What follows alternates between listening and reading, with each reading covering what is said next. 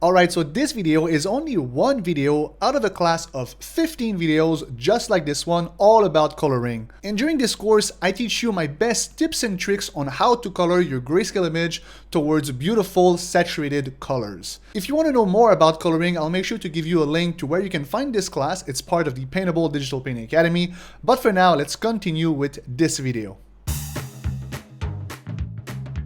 Alright, in this video, I want to show you a few tricks on how to modify the colors of your illustration once you finish with all of the colorizing that you wanted to do. So for example, you did an illustration like, let's say this one, and you colorize everything, and then you realize, you know what, I would like to modify a few things. Well, how can you do this?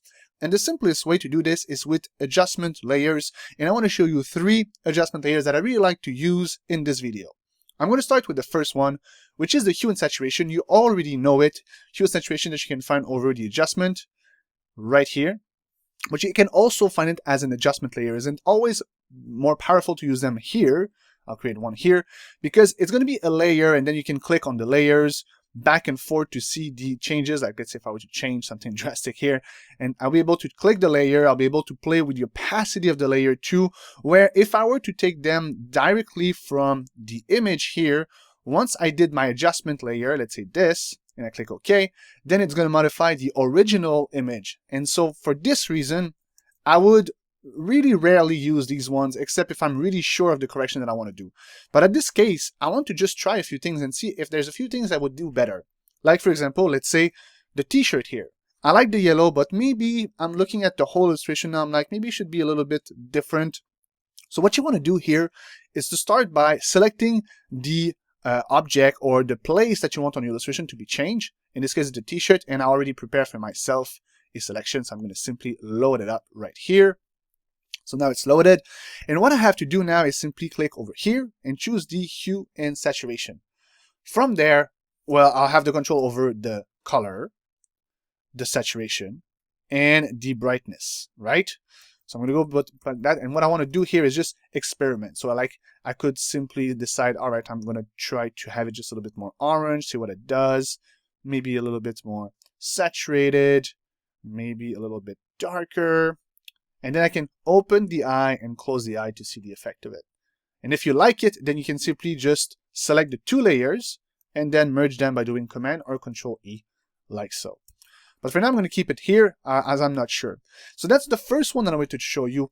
I'm going to show you also another way that I would use it. I would use directly a hue and saturation, let's say, and I would basically change, let's say, the color to something like a red. I would click on the colorize here first. I'm going to click on the colorize and then choose, let's say, a red. I'm going to choose like, let's say, a pink, red, something like that. And then I'm going to click on the layer mask here, and I'm going to invert it by doing Command or Control I. This is going to invert it. Basically, it's going to mask this adjustment. And what I'm going to do is go over one section of my illustration. I'm going to go the eyes for now, use a brush, and paint on the mask with white to basically show the effect of this adjustment layer. So right now, I have the control over the colorization of just the eye if I want to. So I can be like, all right, maybe I want them purple, and then simply just paint on the mask. Make sure that you're on the mask to just have the right effect. Like right now, I just want to, whoops, make sure it's with black. I'm going to paint with black to just mask here, over here, over there. I can maybe even just take a little bit off here in the shadow, and voila. This way I was able to just modify one precise part of this illustration. Now, those are the adjustment layers for the hue and saturation. You'll see there's lots of different ways you can do it, but those 2 things are probably the things I do the most here. Is when I change one particular things like the eyes or the clothing, I would always use a hue and saturation. The next one, the next adjustment layer that I wanted to show you is the color balance adjustment. The color balance adjustment is something that you want to have usually or towards the end to see if you like the colors. You'll have 3 channels or 3 tones, the midtone, shadow, and highlights.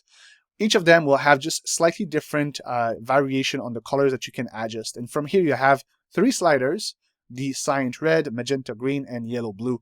And basically what you want to do is just play with them and see the differences that they do. Like if I go over there, it's going to take out some red, and maybe it's going to bring the colors just a little bit more pink. Let's zoom in so you can see better. I went from there to there. It's a slight change that just bring the colors just a little bit more realistic maybe. And so this is the one that you want to try at the end to see if you really like your colors, how you can adjust them. I could go here now and just even check the shadow, see if the shadow could be adjusted. You can see that now it's going to affect only the darkest pixels on the illustration. And I could do the same thing with the highlights, see if I like the effects that I have. Once you did it, you can click the eye to see the change that you did, and you can also play with the opacity. Sometimes just bringing down the opacity of the layer, have just a little bit more of the effect, and voila, I've been able to tweak the colors to something a little bit more, I guess, natural, a little bit less yellow in this case. So that's the second one that I wanted to show you. The third one that I want to show you that I really like to use is the selective color. If you click on this one, it's going to open this panel once again, and you have the control over each color. You have here over the color tab, the red, the yellow, the green, the blue, and the magenta, and the neutral, and the black. Let's say I click on the red, and I'm going to play with those. You can see that all the reds will be adjusted, but the blues, the greens, the yellow won't. So I could decide that, all right, so maybe I want her hair to be just a little bit more desaturated, a little bit more, different colors, different shades. In this case, what's important to know though, with the properties of the selective color here, because there is a lot of red inside the skin tone, it's affecting pretty much all the skin tone right now.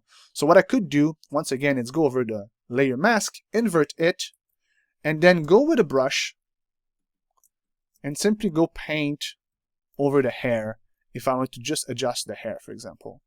So right now I would just paint over the hair, something like that, making sure that I'm not over the face. Going over the sky would not be a problem because there's no red on the sky, it's all blue, but the skin tones, they do have so. So I could just paint over here. Let me finish that real quick. And just like that, I've been able to modify just the hair. Now that I have the selection, I could go over here and even have more drastic changes if I wanted to, and see how it can be modified. I could click another selective color, and just have effect over the blues and see how I can modify this sky right now. Maybe I want something a little bit more bluish. Looking what I can do, and you have two different blues, the science and the blues itself, and that too I could just see if it has an effect or not. I could see over the yellows. Yellows, same thing, are really going to affect all the skin tones. I could see, like, if I want to change it, in this case I'm going to change also the t-shirt a lot, but I could just change just the skin tone if I wanted to. And what I could do here is have the selection of my t-shirt that I have already previously here, and then filled up with black to make sure that it doesn't affect the t-shirt itself. And so with those two, you can see now I went from there to there, adjusting some things. So those are the three adjustment layers for colorization that I love to use. So you can go ahead and try those adjustment layers on your own illustration and see what you can do with them. The cool thing is to know that with a digital medium, it is never too late to change our colors. So you can go ahead, have some fun, and happy painting. And that's it for this video. I hope you liked it and that you learned a thing or two. Like I was saying before this tutorial, this is only one video of a huge class about coloring with 15 videos just like this one, where I teach you my best tips and tricks about coloring. This new class about coloring is full of my best techniques on how to colorize a grayscale image. You'll learn things like how to avoid muddy colors and get beautiful saturated colors instead, the best use of color blending modes to get professional looking colors, how to create glowing effects to make your illustration pop, and much more. And to make sure that you are not overwhelmed, I created not one but 3 easy to follow step-by-step recipes to teach you everything you need to know one step at a time. And so if you want to learn more about coloring, I'll make sure to put a link of this class in the description of this video. And for the rest, I hope you enjoyed this freebie of the Paintable Digital Painting Academy. If you don't want to miss any future video, make sure to subscribe. And for the rest, I'll see you in the next video. Happy painting!